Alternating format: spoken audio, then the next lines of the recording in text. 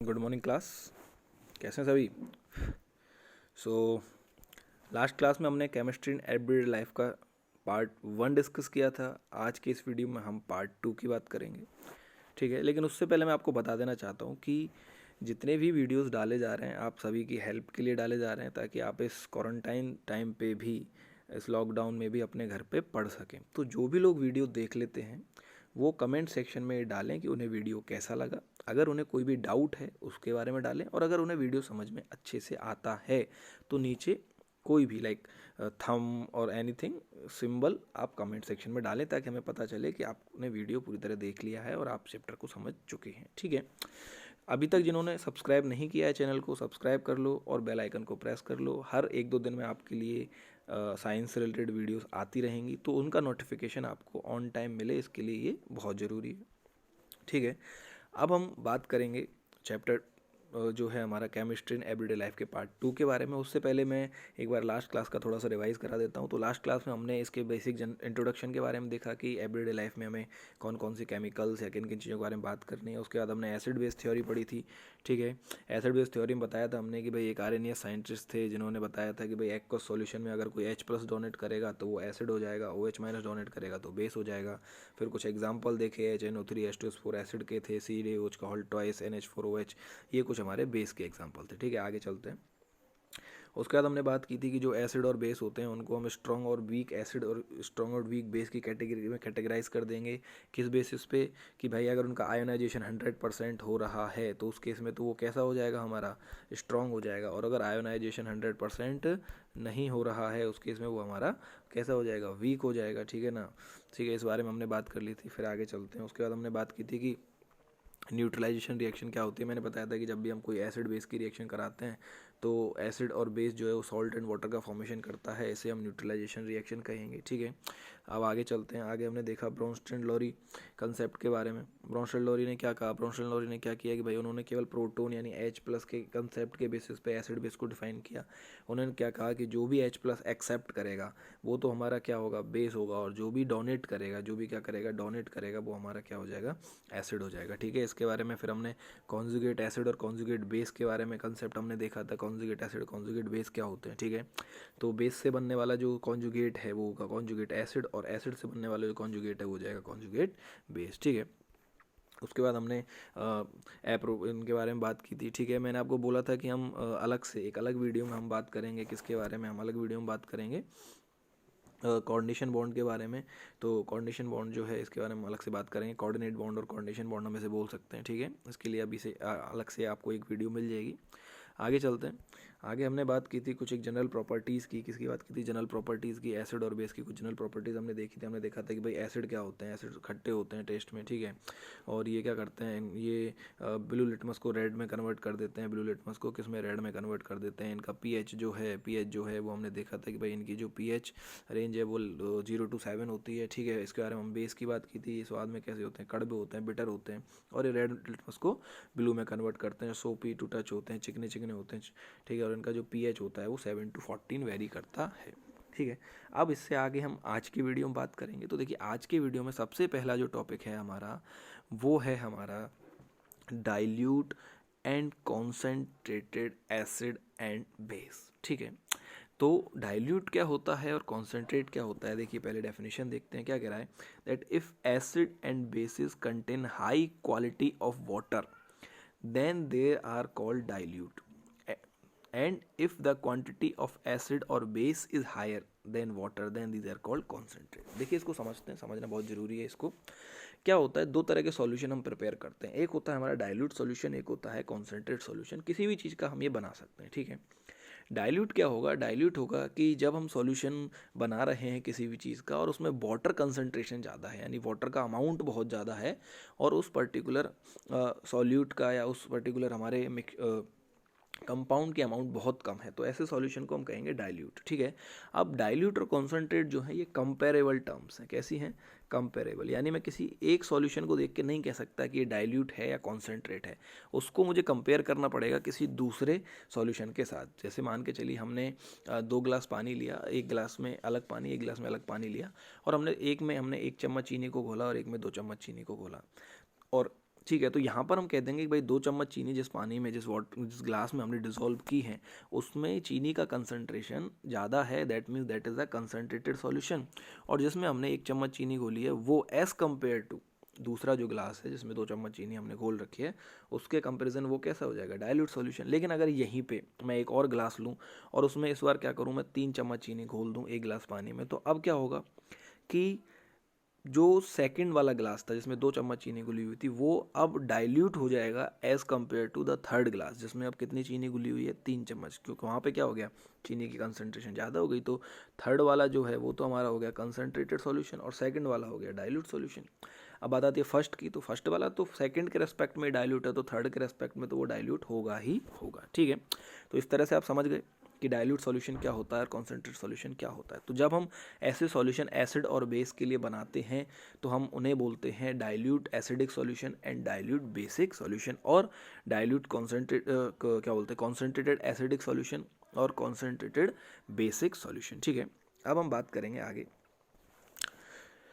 That यहाँ पे एक लाइन दे रखी है that all the solutions of acid and base are conductor of electricity, this is use as electrolyte. देखिए कंडक्टर ऑफ इलेक्ट्रिसिटी होने के लिए क्या चाहिए, कंडक्टर ऑफ इलेक्ट्रिसिटी होने के लिए हमें 2 चीज़ों की रिक्वायरमेंट होती है। इन दोनों में से अगर हमें कोई भी एक चीज़ मिल जाती है तो हम कह देंगे कि ये कंडक्टर ऑफ इलेक्ट्रिसिटी हो सकता है। पहला है हमारा फ्री आयन और दूसरा है फ्री इलेक्ट्रॉन्स। ठीक है, अब मैंने फ्री वर्ड क्यों लगाया, देखिए फ्री वर्ड का मतलब है कि जो भी हमारा आयन है या जो भी हमारा इलेक्ट्रॉन है वो फ्री होना चाहिए, यानी वो मूवमेंट कर सके। ठीक है, चार्ज को एक जगह से लेके दूसरी जगह तक जा सके, उस केस में हम कहेंगे फ्री इलेक्ट्रॉन और फ्री आयन। ठीक है, अब बात करें इलेक्ट्रॉन की, तो देखिए जब भी हम सॉल्यूशन की बात करते हैं तो सॉल्यूशन में हम इलेक्ट्रॉन का जिक्र नहीं करते हैं, सॉल्यूशन में इलेक्ट्रॉन टर्म हम यूज़ नहीं करते क्योंकि सॉल्यूशन में कोई भी फ्री इलेक्ट्रॉन हमें देखने को नहीं मिलेगा।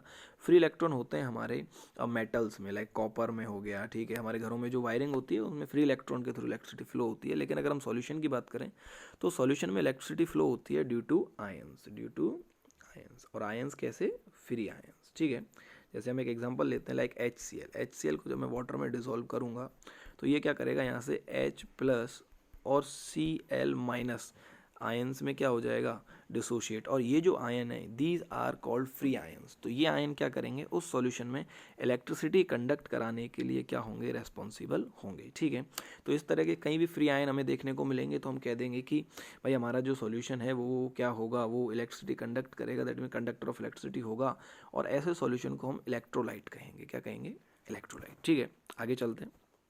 नेक्स्ट है हमारा न्यूट्रलाइजेशन रिएक्शन। तो न्यूट्रलाइजेशन रिएक्शन के बारे में मैंने पहले भी डिस्कस किया था, आया था आरएनएस कंसेप्ट में कि भाई जो भी एसिड और बेस की रिएक्शन होती है तो वहाँ पर क्या होता है कि एक तो हमारे पास सॉल्ट का फॉर्मेशन होता है और एक हमारे पास वाटर का फॉर्मेशन होता है, और कुछ अमाउंट में हमने बताया था लास्ट सेक्शन में कि हीट जनरेट होती है। तो इस रिएक्शन को हम क्या कहते हैं, न्यूट्रलाइजेशन रिएक्शन। ठीक है, तो क्या कह रहा है, देखिए acid and base on reaction form salt and water, यानी जब भी हम किसी एसिड की किसी बेस के साथ रिएक्शन कराएंगे तो सॉल्ट एंड वाटर का फॉर्मेशन करेगा।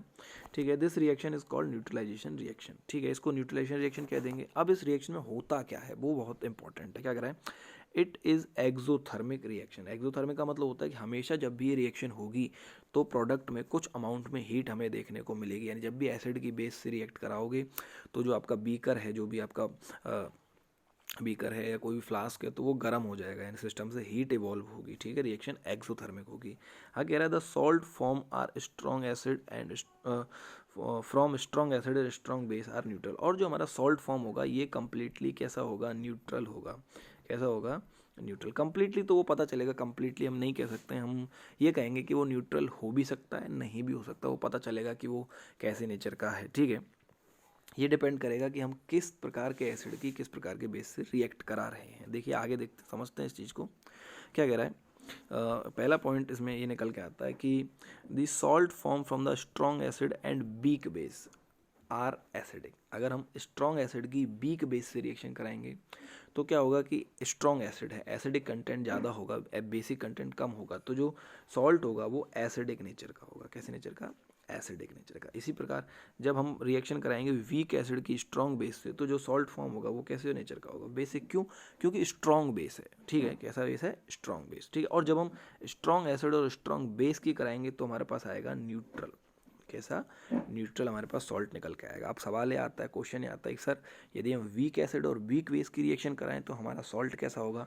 तो ये हम अभी नहीं कह सकते कि वो एसिडिक होगा या बेसिक, वो एक अलग थ्योरी है, ठीक है। वहाँ पे हम क्या है कि जो हमारा वीक एसिड है और वीक बेस है उनका हम डिसोसिएशन फैक्टर देखते हैं, डिसोसिएशन फैक्टर की हम बात करेंगे, और उनका जिसका डिसोसिएशन फैक्टर ज़्यादा होगा, अगर दोनों का डिसोसिएशन फैक्टर इक्वल है तो हम कह देंगे कि हमारा सॉल्ट जो होगा वो कैसा होगा, न्यूट्रल होगा। लेकिन अगर डिसोसिएशन फैक्टर अलग अलग है तो जिसका डिसोसिएशन फैक्टर ज़्यादा होगा, लाइक मान के चलिए अगर एसिड का डिसोसिएशन फैक्टर ज़्यादा है, एसिड का हम यहाँ ले लेते हैं कि भाई एसिड जो है उसका डिसोसिएशन फैक्टर क्या है, ज़्यादा है, और बेस जो है उसका डिसोसिएशन फैक्टर क्या है, कम है। दोनों ही वीक हैं, दोनों ही कैसे हैं, वीक। तो इस केस में क्या होगा कि एसिड का डिसोसिएशन फैक्टर ज़्यादा है तो जब रिएक्शन से सॉल्ट बनेगा तो वो हमारा एसिडिक हो जाएगा। कैसा हो जाएगा, एसिडिक नेचर का हो जाएगा, ठीक है।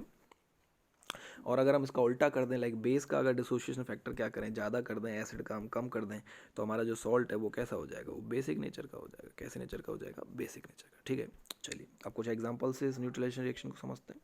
देखिए यहाँ कुछ एग्जांपल दे रखे हैं। पहला एग्जांपल है हमारा strong acid strong base. HCl is a strong acid and NaOH is also a strong acid. क्यों स्ट्रॉन्ग एसिड है, पहले ही हम डिस्कस कर चुके हैं, क्योंकि ये 100% डिसोशिएट होते हैं। जब भी इन्हें वाटर में डिसॉल्व करोगे तो इनका 100% डिसोसिएशन हो जाएगा, ठीक है। तो दोनों स्ट्रॉन्ग हैं, रिएक्शन करके NaCl सोडियम क्लोराइड और वाटर का फॉर्मेशन करते हैं, और हीट तो हर जगह निकलेगी ही निकलेगी, ठीक है।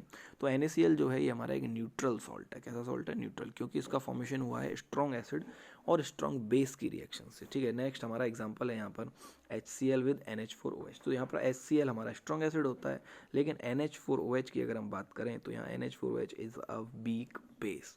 तो अब NH4OH वीक क्यों है, ऑब्वियस सी बात है, इसको जब हमने वाटर में डिसॉल्व करते हैं तो ये 100% आयोनाइजेशन नहीं देता, जबकि HCl तो 100% आयोनाइजेशन दे देता है, ठीक है।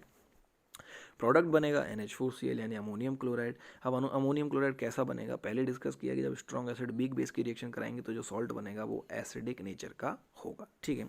साथ में बाई प्रोडक्ट हमारा वाटर बन जाएगा। एक और रिएक्शन हमने यहाँ पे नीचे दे रखी है, देखिए थर्ड रिएक्शन की हम बात करें, यहाँ पर क्या हो रहा है, यहाँ में एक वीक एसिड CH3COOH विच एसिडिक एसिड, ये कैसा है, एक वीक एसिड है, और NaOH क्या है, स्ट्रॉन्ग बेस। सेम कंसेप्ट है, 100% डिसोसिएशन यहाँ पर तो नहीं होगा और यहाँ 100% डिसोसिएशन हो जाएगा, ठीक है। तो रिएक्शन कराएंगे तो बेसिक सॉल्ट बनेगा, सोडियम एसिटेट का फॉर्मेशन होगा प्लस वाटर का। तो सोडियम एसिटेट जो बनेगा ये कैसे नेचर का होगा, ये होगा हमारा बेसिक नेचर का। क्यों, क्योंकि हमने स्ट्रॉन्ग बेस यूज़ किया था और वीक एसिड काम में लिया था, ठीक है। आगे चलते हैं। अब आ रहा है हमारा सॉल्ट्स के बारे में क्या कह रहा है, देखिए the melting point and boiling point of salts are high. जितने भी सॉल्ट्स होते हैं जो एसिड और बेस की रिएक्शन से बनते हैं उनके मेल्टिंग पॉइंट और बॉइलिंग पॉइंट हाई होते हैं, ठीक है। ये एक जनरल कंसेप्ट है, फैक्ट है, ये हमको पता होना चाहिए। क्यों होता है वो हम आगे डिस्कस करेंगे, हायर क्लासेस में सीखेंगे उस चीज़ को। क्या कह रहा है, generally these are found in the form of crystal. बिल्कुल ये क्रिस्टल की फॉर्म में होते हैं। क्रिस्टल का मतलब एक फाइनाइट शेप होती है इनके मॉलिक्यूल्स अलग ही एक फिक्स अरेंजमेंट में होते हैं, ठीक है। आगे कह रहा है crystalline water is also present in these crystal, और जो क्रिस्टलाइन वाटर है वो भी इसी फॉर्म में हमें देखने को मिलता है। अब देखिए यहाँ पे कुछ एक और एग्जाम्पल दे दिए हमें सॉल्ट के, जैसे एक है हमारा प्लास्टर ऑफ पेरिस, ठीक है, जैसे हम POP भी बोलते हैं। तो इसका फॉर्मूला होता है कैल्शियम सल्फेट, उसका फॉर्मूला होता है CaSO4.12H2, इसे बोलते हैं कैल्शियम सल्फेट, ठीक है। इधर हमारा है एलम जो है फिटकरी जो होती है हमारी, इसको एलम बोल दो या पोटास एलम बोल दो, ठीक है। इसको पोटास एलम भी बोला जाता है। इसका फॉर्मूला होता है K2SO4Al2S4 का होल है .24H2, ठीक है। तो इसको हम पोटेशियम एल्यूमिनियम सल्फेट भी बोलते हैं, पोटेशियम एल्यूमिनियम सल्फेट, ठीक है। आगे कह रहा है, देखिए अब हम रिएक्शन करा रहे हैं एसिड्स की, कुछ एक रिएक्शंस पढ़ेंगे, ठीक है। तो एसिड की रिएक्शन, सबसे पहली रिएक्शन हमारी दे रखी है रिएक्शन विद मेटल, कि जब एसिड की रिएक्शन मेटल के साथ कराई जाती है तो किस प्रकार का फॉर्मेशन हमें देखने को मिलता है। तो देखिए बहुत सिंपल है, जब भी हम किसी एसिड की रिएक्शन कराएंगे किसी मेटल के साथ, तो मेटल क्या करती है, मेटल एसिड से हाइड्रोजन गैस को क्या बोलते हैं, सब्स्टिट्यूट कर देती है, हाइड्रोजन गैस को निकाल देती है, ठीक है, और खुद उसकी जगह जुड़ जाती है। H2S4 की रिएक्शन हमने जिंक के साथ कराई तो जिंक ने क्या किया, सिस्टम से हाइड्रोजन को निकाल दिया और खुद उसकी जगह जुड़ गई, तो जिंक सल्फेट का फॉर्मेशन हो गया यहाँ से हमारे पास। क्या कह रहा है, this is due to the fact that acidic substances are not kept in metal. और इसी वजह से हम क्या करते हैं, अब चूंकि मेटल क्या कर रही है, एसिड में से एसिडिक नेचर को ख़त्म कर रही है, हाइड्रोजन को निकाल रही है, उसकी जगह खुद ऐड हो रही है, तो यहाँ पर इसलिए हम क्या करेंगे कि एसिड को कभी भी मेटल के कंटेनर्स में नहीं रखेंगे, क्योंकि जब भी मेटल कंटेनर में रखेंगे तो एसिड एसिड रहेगा ही नहीं, वो मेटल से रिएक्ट कर लेगा और कुछ और प्रोडक्ट का फॉर्मेशन कर लेगा। इसीलिए हम एसिड को प्लास्टिक कंटेनर्स में स्टोर करते हैं, क्योंकि प्लास्टिक एसिड के साथ कोई रिएक्शन नहीं दिखाती। ठीक है, बात करते हैं आगे। अब हम नेक्स्ट रिएक्शन है हमारी बेस की जिंक के साथ NaOH की। जब हम जिंक की रिएक्शन NaOH के साथ कराते हैं तो यहाँ से सोडियम जिंकेट का फॉर्मेशन होता है, Na2ZnO2। ये भी क्या करती है, हाइड्रोजन को इसमें से एक्सट्रैक्ट कर रही है, इसलिए क्या कह रहा है, hydrogen gas is not obtained by reaction of all metals with base. अब देखिए सारे के सारे मेटल एसिड से रिएक्ट करके हाइड्रोजन निकालेंगे, इसके भी 100% चांसेस नहीं होते हैं, और सारे के सारे मेटल बेस से रिएक्ट करके हाइड्रोजन इवॉल्व करेंगे, इसके भी पूरे पूरे चांसेस नहीं होते हैं। कुछ मेटल्स ऐसा करती हैं, कुछ मेटल्स ऐसा नहीं करती हैं। ठीक है, आगे क्या कह रहा है, metal oxides on treating with acid form salt and water. क्या कह रहा है, मेटल ऑक्साइड्स जो हैं हमारे, metal oxides like CuO, this is a metal oxide. ठीक है, ऑन ट्रीटिंग विद एसिड, इनको जब आप एसिड से ट्रीट करोगे तो ये क्या करेंगे, फॉर्म सॉल्ट एंड वाटर, तो इनसे सॉल्ट और वाटर का फॉर्मेशन हो जाता है, लाइक CuCl2 और H2। ये बहुत सिंपल रिएक्शन है। ठीक है, so metal oxide are basic in nature, ये आपको याद रखना, this is a fact, this very important fact that metal oxides are basic in nature. क्योंकि बेस की हमने रिएक्शन कराई है HCl के साथ, क्योंकि हमारे पास सॉल्ट और वाटर का फॉर्मेशन हो रहा है, तो डेफिनेटली बात है, एक हमारे पास एसिड है तो Cu ऑटोमेटिकली क्या हो गया, एक बेस हो गया। ठीक है, तो ये आपको याद रखना है। आगे चलते हैं, क्या कह रहा है, non metallic oxides on treating with bases form salt and water. So non metallic oxides are acidic, ये भी सही बात है। जो नॉन मेटेलिक ऑक्साइड है, नॉन मेटेलिक मतलब किसी भी नॉन मेटल का ऑक्साइड, लाइक कार्बन का ऑक्साइड हो गया, फ्लोरीन का ऑक्साइड हो गया, नाइट्रोजन का ऑक्साइड हो गया, सल्फर का ऑक्साइड हो गया, ये सारे नॉन मेटल है। तो इनके जो ऑक्साइड होंगे, इनकी रिएक्शन जब हम कराएंगे किसके साथ, मेटल या किसी बेस के साथ, किसके साथ, बेस के साथ जब कराएंगे, तो यहाँ से भी क्या होगा, सॉल्ट और वाटर का फॉर्मेशन होगा। अब एक तो हमने बेस ले लिया, फॉर्मेशन हो रहा है सॉल्ट और वाटर का, तो क्लियर सी बात है कि दूसरा क्या हो जाएगा, एसिड। तो यानी हमें याद रखना है कि जितने भी नॉन मेटेलिक ऑक्साइड्स होते हैं उनका नेचर कैसा होता है, they are acidic in nature. Okay, चलो आगे चलते हैं। अब हम बात करेंगे एसिड और बेस के यूजेस की, कि इनका यूज़ कहाँ कहाँ होता है, किस प्रकार से इनका हम यूज़ करते हैं। ठीक है, तो देख लेते हैं। यूजेस की बात करेंगे तो देखिए एसिड जो है, एसिड हमारे कई जगह काम में आते हैं, जैसे देखिए H2SO4 HNO3 यहाँ दे रखा है, that H2SO4 sulphuric acid, HNO3 nitric acid, HCl hydrochloric acid are also known as mineral acid. इनको मिनरल एसिड कहते हैं, क्यों, क्योंकि इनमें मिनरल्स प्रेजेंट है, like Cl- is a mineral, ठीक है, NO3- is a mineral, SO4-2 these are mineral ions. ठीक है, तो ये मिनरल आयंस से हैं, मिलके बने हैं, तो इसलिए हम इनको क्या कहेंगे, मिनरल एसिड, इनको नाम दे देते हैं। ठीक है, आप देखिए क्या कह रहा है, दैट यहाँ पर ये कह रहा है कि HCl इज़ यूज। अब इनके कुछ यूजेस हैं, उनके बारे में बात करेंगे। They all are use in medicines, paint, fertiliser, ETC in various industries. देखो आपने देखा होगा हमारे घरों में जब भी हम कोई दवाई लेके आते हैं, खांसी की जब कोई दवाई लाते हैं तो उस पर लिखा रहता है हाइड्रोक्लोरिक एसिड, उसमें कुछ अमाउंट HCl की आती है। ठीक है, इसी तरह जब हम पेंट लाते हैं या फर्टिलाइजर लाते हैं तो उनमें भी कुछ कुछ अमाउंट में एसिड प्रेजेंट होते हैं। अब कहाँ कहाँ मेनली यूज़ है इनका वो देख लेते हैं। पहला है हमारा HCl। तो ठीक है, HCl is use to clean the inner surface of boilers. जो भी बॉयलर होते हैं इंडस्ट्रीज़ में, उनका अंदर वाला जो एरिया होता है उसको क्लीन करने का काम आता है। Shrink and sanitary in many industries, और ये सैनिटरी यानी सफाई के काम में भी आता है HCl कई जगहों पे। ठीक है, जैसे हमारे घरों में टॉयलेट क्लीन करने के लिए हम कई बार नमक का तेजाब काम में लेते हैं, तो नमक का तेजाब क्या है, नमक का तेजाब यही है, HCl। ठीक है, आगे कह रहा है सेकंड है हमारा HNO3 nitric acid. It is use to make fertiliser. इसका यूज़ हम फर्टिलाइजर बनाने के लिए करेंगे, क्यों, क्योंकि इसमें नाइट्रोजन प्रेजेंट है, और फर्टिलाइजर जो होते हैं उनमें नाइट्रोजन की अमाउंट प्रेजेंट होती है। आगे कह रहा है and in cleaning of silver and gold jewellery. और आपने देखा होगा हमारे फैमिली में से जब भी कोई सुनार के पास जाता है तो अपने गहनों को साफ़ करवाता है, तो उसको साफ़ करने के लिए हम HNO3 को यूज़ करते हैं। ये क्या करता है, सारी गंदगी को उसमें से रिमूव कर लेता है। ठीक है, आगे बात करते हैं।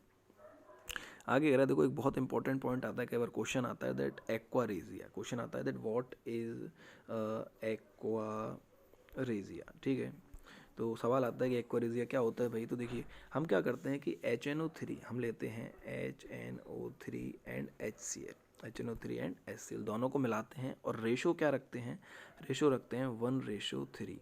इस तरह से जो सॉल्यूशन तैयार होता है इसको हम कहेंगे एक्वारेजिया। अब ये सॉल्यूशन काम कहाँ पे आता है, ये हमारे काम आता है मेटल्स को पिघलाने में।